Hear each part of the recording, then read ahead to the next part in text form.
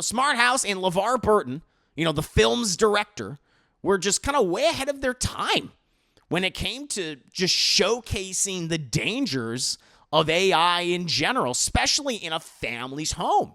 And just like smart house devices just going haywire. Because you got to remember, chat, like this was still like the 90s. Like the idea of having a computer in your home was like a big deal.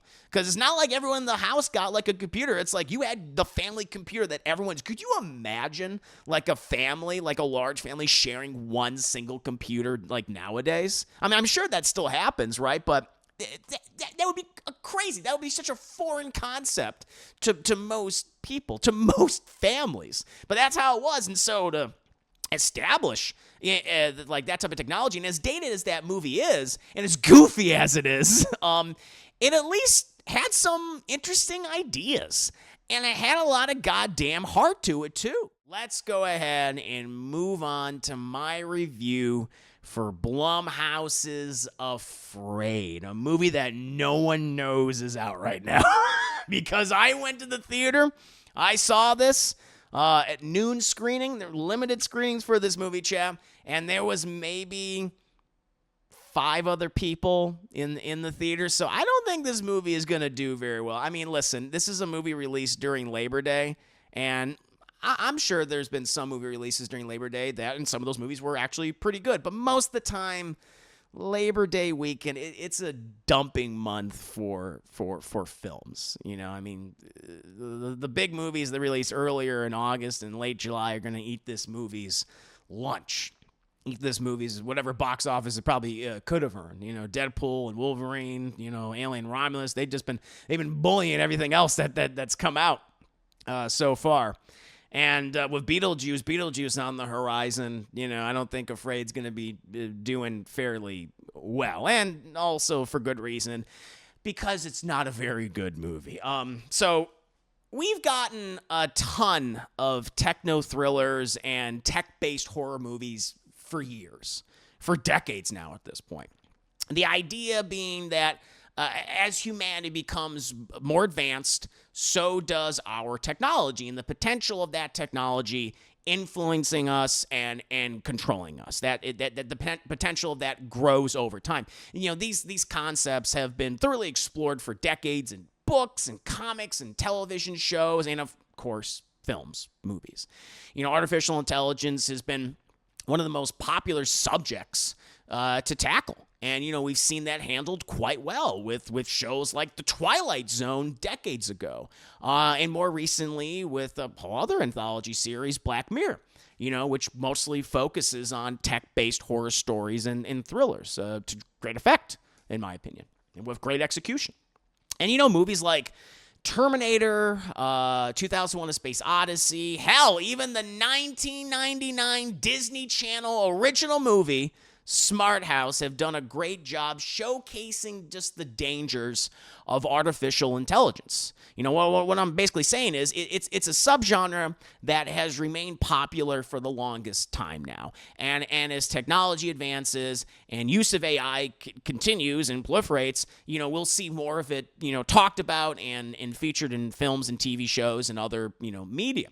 And I hope that content will be a little bit better than Blumhouse's latest horror flop, Afraid. But, it's good to not always go in with the highest expectations when it comes to Blumhouse movies. As I said in my recent out-of-theater reaction for Afraid, Blumhouse has not had a very good year when it comes to their horror films. And, Blumhouse in general, it's very 50-50. Sometimes you're going to get something that's great. That's actually, wow, could be potentially one of the best movies of the year. And also there's a good chance you're going to get something that is absolute dreck. That is one of the worst movies of the year. While Megan was such a huge surprise last year and was one of the best genre films of 2023 for the longest time, was in my top 10 and was one of my favorite movies of last year. Blumhouse's just recent horror stuff like Night Swim and Imaginary have been abysmal across the board. And while Afraid, in my opinion, is not as bad as those two movies, it's far from a good film, and it mostly disappoints across the board. In the film, we follow this family with the husband and father played by John Cho, and the wife and mother played by Catherine Waterston. They have several kids, and they're all chosen to test this new smart home AI called Aya. Over time, she learns everything that she can about this family, from their behaviors, their routines, their little quirks and things, and quickly starts, running the household. And predictably, she becomes very controlling and dangerous and insane and starts doing nefarious things that puts everyone's lives at risk. The basic premise is something we've seen time and time again, most definitely in films, but really just in general with AI. And, part of me was hoping that this film would, try to, even though you're doing something similar, we've seen again a lot, part of me was hoping that it was going to go for some level of fun or inventiveness, like Megan. Because Megan is like, okay, we've all seen the rogue, AI, rogue, evil robot that goes around killing people. I mean, Terminator, of course, right? But Megan still managed to be fun. Megan still managed to have personality. The fact that they made it like a little girl, right? It's like this little doll. That was cool. They actually made Megan, despite her being a villainous character, like charismatic and fun to be around. You never knew what she was going to do. In this one, everything that the AI does in this movie, you expect it to happen. And it happens, right? It just focuses on a lot of the same things that we've seen time and time again, and it copies entire sequences and scenes from better AI focused movies and TV shows. Even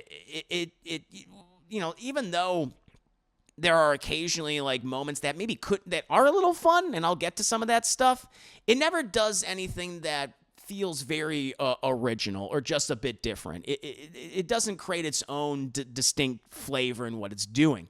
I mean, the movie constantly just hits you over the head with how dangerous AI is now and how it interferes in people's lives and professions, and which is true, but it mostly just does these things through like dialogue dumps, heavy exposition dumps, and everything that the AI does in this movie, you've seen done better in films like 2001: A Space Odyssey, your typical, run-of-the-mill Black Mirror episode, and yes, even Smart House.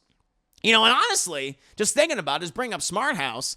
Smart House and LeVar Burton, the film's director, were just kind of way ahead of their time when it came to just showcasing the dangers of AI in general, especially in a family's home.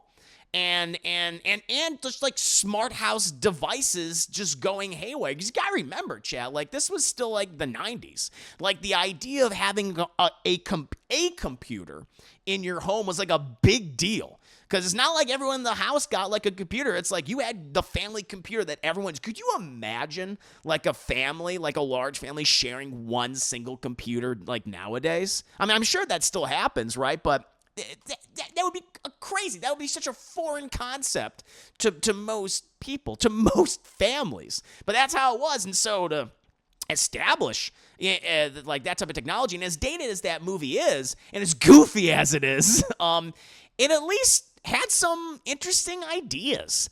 And it had a lot of goddamn heart to it, too. It has interesting little subplots. That didn't even necessarily have to do. It goes the extra mile. It goes beyond what you even expect with a Disney Channel original movie. And it even can be a little mature. Afraid has nothing interesting to show or to say. Outside of AI is bad. Which is the most bland, generic, safe thing you could say with a movie like this. Also, despite being described as a horror movie, in all of its trailers especially, it's more of just like a techno thriller, and the horror elements, to be perfectly honest, are barely there. outside of some really lame jump scares, you get a number of jump scares that have really nothing to do with the AI to begin with. Comparing this movie to the trailer, and along with its 75-minute running time, it's very obvious that a good chunk of this movie was gutted and a number of the scenes removed. Like all the horror stuff and creepy lines that were in the trailer, they're not in this movie at all. The AI talking about like, you can just think of me as the new mother. Do you want to see what I really look like? Like all that stuff that was in the trailer, which I actually liked. I was like, okay, it's like this is familiar, but I'm liking the vibe of this. None of that's in the film at all. And it feels like whatever the big twist that was going to be in this movie was also removed and just replaced with stuff that we've seen time and time again from other tech thrillers, from other tech horror movies that felt original, that felt fresh and felt new. None of the actors in the film are bad per se. Like Cho and Watterson are fine as a couple, as the parents, and the kids aren't constantly obnoxious. David Dastmalchian pops up in the movie, but doesn't exactly get to do a lot of things. And honestly, I think he's just more deserving of better roles. Supporting roles, but most certainly leading roles at this point of his career. I mean, recently just coming off of the, Late Night with the Devil, which is one of my favorite movies this year. He gives one of my favorite performances this year. It's just like, this man is more deserving of stuff like this. Keith Carradine shows up and just bounces at one point in the movie. It's just that, what's given to all these actors is, as I keep saying this, it's just pretty run of the mill. It's safe. It's boring. There's also just some awkward lines of dialogue that feels like it's written by AI.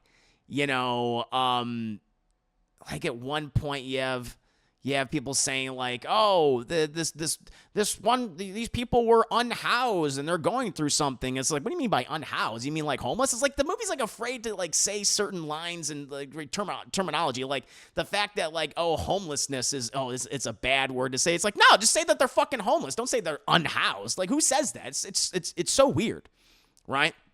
And they just have like these awkward lines where it's like, oh, we're going for a joke, but it just falls really, really flat.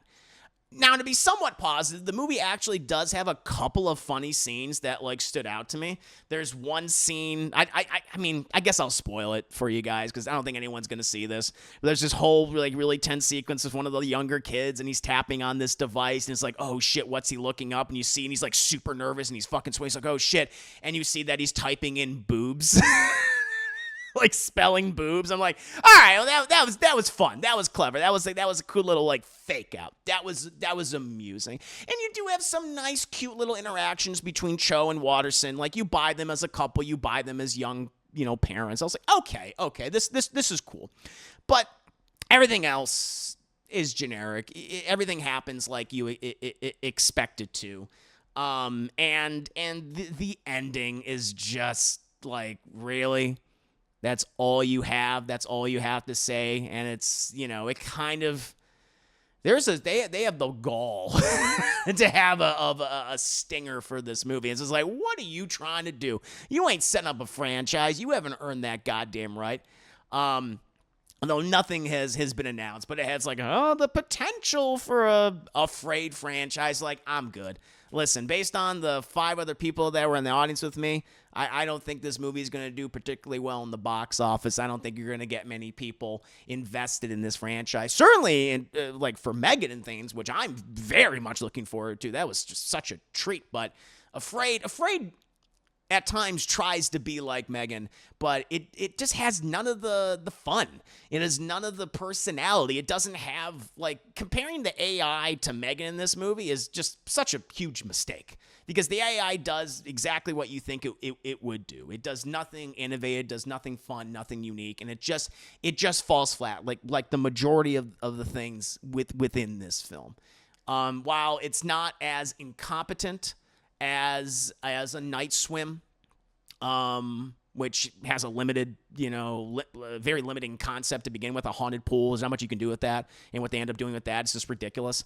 An Imaginary is just a failure across the board. Like, I will give Afraid this. It's better than those other Blumhouse disasters.